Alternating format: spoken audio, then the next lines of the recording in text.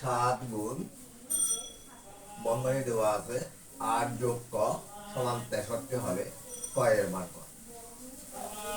গুণ চিহ্নটা না থাকলেও এখানে এটাকে গুণ ধরতে হয়, বন্ধনীর আগে কোনো সংখ্যা থাকে।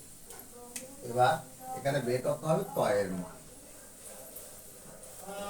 সমাধান শুরু।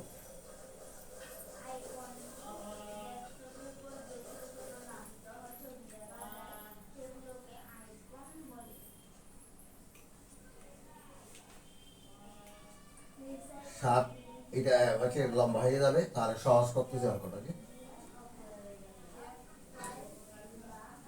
এখানে যেহেতু গুণ চিহ্ন কিছু না থাকলেও গুণ চিহ্ন, তখন এই সংখ্যাটা এই সংখ্যা নিয়ে চলে যাবে, এটাকে বলা হয় ভাগ।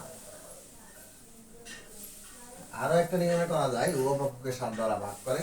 এটা করো না, সহজ পদ্ধতিতে খেয়াল করো।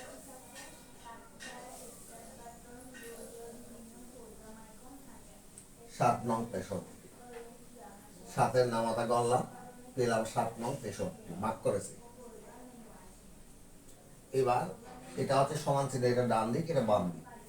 কটা বাম দিকে রয়ে গেছে, তাই এটা চিহ্নের কোনো পরিবর্তন হয় নাই, অর্থাৎ এখানে যোগ আছে, এটার যোগ থাকবে, কিছু নাই মানে যোগ। এই সংখ্যাটা ডান দিকে যাবে সমান চিহ্নের, তাই চিহ্নের পরিবর্তন হবে, এখানে কিছু নাই যোগ, এদিকে আসার সময় হয়ে যাবে বিয়োগ। 9 বিয়োগ 8, এটাকে বলে পক্ষান্তরকারী, এটা লিখে দিতে পারো পক্ষান্তরকারী। বা ক সমান 9 থেকে 8 বিয়োগ করলে 1। তাহলে আমাদের ক এর মান বের করতে বলা হয়েছে, ক এর মান হয়ে গেছে। এইখানে ক এর মানটা বসাও। 8 এর সঙ্গে 1 যোগ 1 ক এর মান, 8 এর সঙ্গে 1 যোগ করলে 9, 9 কে 7 দিয়ে গুণ করলে 63 সমান 63 বলছে, তাহলে আমাদের অঙ্ক শুদ্ধ, বুঝা গেছে। সুতরাং ক এর মান 1।